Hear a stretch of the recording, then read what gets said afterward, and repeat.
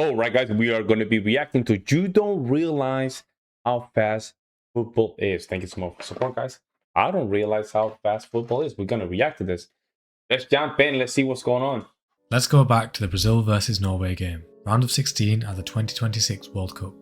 Now imagine you are Gabriel, centre-back for Brazil, and Erling Haaland is about to attack across. From Gabriel's perspective, you have a restricted view and roughly half a second to figure out where a 6'4", 90kg striker has gone. Your eyes are on the ball. They have to be because you need to read its flight the moment it leaves the crosser's foot. Haaland is somewhere to your left, visible in the corner of your eye. But as you track the cross, he slips out of view entirely.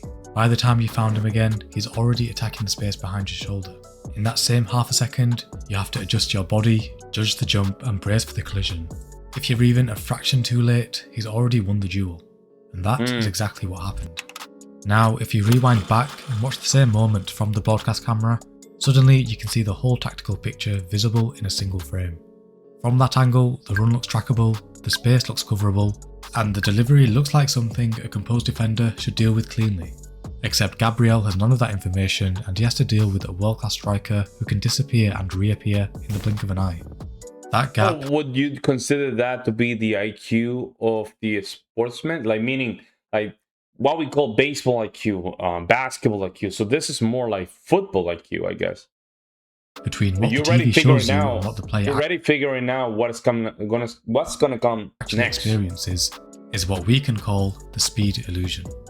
The structural difference between how professional football looks through a broadcast camera and what it actually feels like from the ground. The 2026 World Cup's 3D player perspective technology from the BBC was the first time audiences could genuinely feel that gap, rather than just being told it exists. And what they felt was nothing like what the broadcast had been showing them. So what is the speed illusion exactly and why does it happen? The main camera at a football broadcast sits roughly 20 to 30 metres above the pitch near the halfway line. From that height, players moving sideways across the screen look smooth and measured, because you're watching movement across a flat surface. Depth, which is where football's real speed lives, gets compressed out of the picture. Exactly. Zoom lenses used in stadium broadcasts make this worse, pulling different depths of the pitch toward each other in a well-known camera effect that can distort the actual pace of the game. A defender closing down an attacker across 10 metres is covering ground far quicker than it appears, because on a wide broadcast frame, that attacker is just getting slightly larger on screen rather than rushing toward you. The same sprint that would feel explosive if a player ran in real life straight at you can look so much slower when it's flattened into 2 dimensions. Wide framing gives viewers something else that's impossible from pitch level. A view of most players and most passing options at the same time. Eye-tracking research on footballers shows that midfielders receiving under pressure can clearly see maybe 1 or 2 teammates, a small slice of pitch and fragments of opponents around them. Viewers at home can see the run out wide, the switching option on the far side, and the gap between the defensive lines that the midfielder apparently missed. To the player, those options are hidden because they are literally outside his field of vision. Okay. Broadcast hands you more space, more time, and more information than any other player has. It's always been like this, and it's just how the technology works.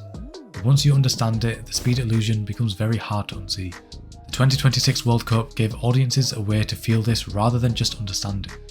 As we mentioned before, broadcasters such as the BBC offered immersive viewing built from player tracking data, with a method that reconstructs 3-dimensional scenes from multiple cameras and lets fans step inside key moments from pitch level. What people experienced surprised them. Opponents who were not in the frame simply burst into it. Passing lanes that seemed wide on the broadcast barely existed once you were inside them. A player who appeared 5 or 6 metres away on the normal camera was effectively on top of you within half a second. Revisiting the Gabriel and Haaland moment through that kind of view makes all the difference. What looks like a difficult but manageable defensive moment from the high camera is completely different from the point of view of Gabriel. It's very easy. Yuri Tielemans wearing a chest camera in an Aston Villa pre-season friendly against Newcastle captured a similar feeling in a completely different context. The footage isn't a perfect POV, but it's still interesting to see how insanely fast-paced the game appears, and that's just from a friendly. You feel even more immersed because you can hear everything too, layered over the crowd noise. If you've ever watched that back, it feels like the player barely has a moment to breathe. Even simple sideways passes require checking a shoulder. And I can tell. Pass the ball here. Here, I'm alone. Oh, and then, you know, like, it's not, when we see the game from far away, and he's right, it's it looks so much easier. So much easier. Well, it's easier for you because you're seeing all of it. You're seeing everything at one kind of layer. When you're playing and you are the player, there's multiple layers to that. The player that is playing with you, he cannot see the entire field like you are seeing the field. So timing the touch to avoid a pressing opponent, and immediately getting ready for the next action, all while someone's trying to take the ball from him. Social media responses to the clip were overwhelmingly the same. People said they had no idea midfielders had so little time, that they would lose the ball in every single clip, and that the broadcast angle had been misleading them for years without anyone noticing. So how do elite players function at all inside this? yeah, Scanning is the first part of the answer. Tracking studies show that elite players in crowded areas scan 6 to 8 times in the few seconds before they receive the ball, with each look lasting only a few tenths of a second. These aren't just random glances. Professionals have learned which areas carry the most useful information at which moment, and they move their eyes there deliberately rather than chasing every movement. The research consistently shows that elite players spend less moment rather than catching up to it. Rodri, who was named player of the tournament at the 2026 World Cup, is the clearest living example of this in practice. He doesn't look like the fastest player on the pitch, and he never has, but he's almost never caught in possession, because by the time the ball reaches him, his options are already sorted and the decision has been made. Anticipation is the second part. Elite football is largely about predicting what will happen rather than reacting to what already has. Messi is the extreme version. Neuroscientists studying his decision making describe his brain as running a continuous model of where teammates and opponents are likely to move, placing him into spaces before they open rather than what an after. assistant. Wow, that's Coaches impressive. working at elite level often say the fastest players in their squads are those who set off earliest, even if they might not appear the quickest, because they read what was about to happen before it did. What looks like pace is sometimes just a head start bought by sharper perception. Haaland and Mbappe add raw physical speed to this, which is what makes them so difficult to contain. Elite attackers like Mbappe complete the cycle of noticing a situation, processing it, and beginning to move in around 400 to 500 milliseconds. That's impressive. An average professional needs 800 to 1000. That 300 to 500 millisecond gap is the entire margin the defender has, and Mbappe is through it before the response has even started.